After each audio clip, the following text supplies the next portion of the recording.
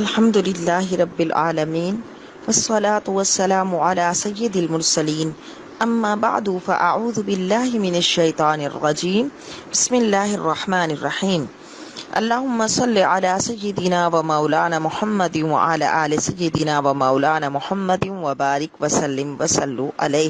قرآن مجید اللہ تعالیٰ کا عربی زبان میں وہ کلام اعجازی ہے جو وحی مطلوع کی صورت میں خاتم النبیین حضرت محمد صلی اللہ علیہ وسلم پر اتارا گیا۔ کلام اعجازی سے مراد یہ کہ قرآن مجید نبی صلی اللہ علیہ وسلم کا عظیم ترین دائمی معجزہ ہے۔ اور وحی کی دو قسمیں ہیں، وحی مطلوع اور وحی غیر مطلوع۔ اگر نبی صلی اللہ علیہ وسلم پر الفاظ اور معنی کا نزول ہو تو یہ وحی مطلوع ہے، اور یہی قرآن مجید ہے کہ جس کی وحی مطلوع جس کی تلاوت کی جاتی ہے۔ اور اگر آپ پر صرف معنی نازل کیے جائیں اور آپ ان معنی کو اپنے الفاظ سے تعبیر کریں تو یہ وحی غیر مطلوع ہے، اس کو حدیث نبوی کہتے ہیں۔ نبی صلی اللہ علیہ وسلم پر نزول وحی کی متعدد صورتیں ہیں۔ حضرت عائشہ صدیقہ رضی اللہ تعالیٰ عنہ روایت کرتی ہیں، عرض کیا گیا، یا رسول اللہ صلی اللہ علیہ وسلم، آپ کے پاس وحی کس طرح آتی ہے؟ آپ صلی اللہ علیہ وسلم نے ارشاد فرمایا، کبھی کبھی وحی گھنٹی کی آواز کی طرح مسلسل آتی ہے اور یہ مجھ پر شدید ہوتی ہے۔ جب منقطع ہو جاتی ہے تو میں اس کو یاد کر چکا ہوتا ہوں۔ اور کبھی میرے پاس فرشتہ انسانی شکل میں آتا ہے اور مجھ سے کلام کرتا ہے، جو کچھ کہتا جاتا ہے میں اس کو یاد کرتا جاتا ہوں۔ حضرت عائشہ صدیقہ رضی اللہ تعالیٰ عنہ نے ارشاد فرمایا، میں نے دیکھا کہ سخت سردی کے دنوں میں آپ پر وحی نازل ہوتی اور جس وقت وحی ختم ہوتی تھی تو آپ کی پیشانی سے پسینہ بہہ رہا ہوتا تھا۔ قرآن مجید کے بہت سے نام ہیں، اللہ رب العزت نے ان کو قرآن میں بیان فرمایا، اور یہ کہ قرآن عربی زبان میں نازل ہوا، جیسا کہ قرآن میں ہی ہے، اِنَّا أَنزَلْنَاهُ قُرْآنًا عَرَبِيًّا إِنَّهُ لَقُرْآنٌ كَرِيمٌ فِي كِتَابٍ مَّكْنُونٍ بَلْ هُوَ قُرْآنٌ مَّجِيدٌ فِي لَوْحٍ مَّحْفُوظٍ۔ قرآن مجید میں 58 مرتبہ القرآن کا ذکر ہے۔ اسی طرح قرآن کو فرقان بھی کہا گیا، تبارک الذی نزل الفرقان علی عبدہ لیکون للعالمین نذیرا۔ فرقان فرق سے ماخوذ ہے کیونکہ یہ کتاب حق اور باطل، ایمان اور کفر، خیر اور شر کے درمیان فرق کرتی ہے۔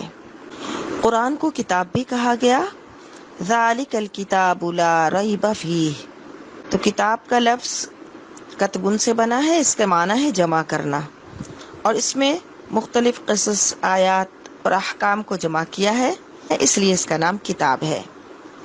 قرآن کو ذکر بھی کہا گیا، اِنَّا نَحْنُ نَزَّلْنَا الذِّكْرَ وَإِنَّا لَهُ لَحَافِظُونَ۔ ذکر کے معنی ہے نصیحت، چونکہ قرآن مجید میں بہت زیادہ نصیحتیں بیان کی گئیں اس لیے اس کا نام ذکر ہے۔ یا ایھا الناس قد جاءکم برہان من ربکم وانزلنا الیکم نورا مبینا۔ اے لوگو، بے شک تمہارے پاس تمہارے رب کی طرف سے مستحکم دلیل آ گئی اور ہم نے تمہاری طرف بیان کرنے والا نور نازل کیا۔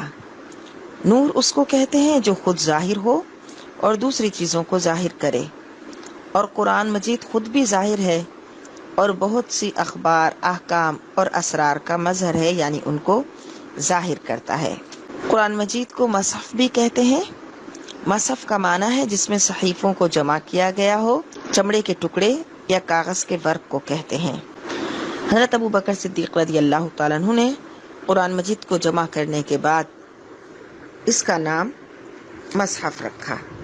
گویا کہ رحمان و پروردگار نے اپنے بندوں کی رہنمائی اور ان کی حقیقی فلاح اور کامرانی کے لیے جو صحیفہ خاتم الانبیاء محمد الرسول اللہ صلی اللہ علیہ وسلم کے قلب منیر پر نازل فرمایا، اسے ہم قرآن مجید کہتے ہیں۔ قرآن مجید سراپا اعجاز ہے جو اپنے پڑھنے والے کو مسحور کر دیتا ہے۔ قرآن مجید کا مقصد انسان کی اصلاح ہے، اس کے نفس امارہ کو نفس مطمئنہ بنانا ہے، اس کے آئینہ دل کو صاف کر کے انوار ربانی کے جلوہ گاہ بنانا ہے۔ قرآن مجید پوری زندگی کے لیے ضابطۂ حیات ہے۔ قرآن مجید اپنے مطالعہ کرنے والوں کے وجدان کو جھنجھوڑ کر ان کو عمل کی طرف راغب کرتا ہے۔ تو قرآن مجید وہ افضل کتاب ہے جس کا پڑھنا بھی عبادت ہے، جس کو چھونا بھی عبادت ہے، اور جس کو دیکھنا بھی عبادت ہے، اور جس پر عمل کرنا ہی مقصد حیات اور عبادت ہے۔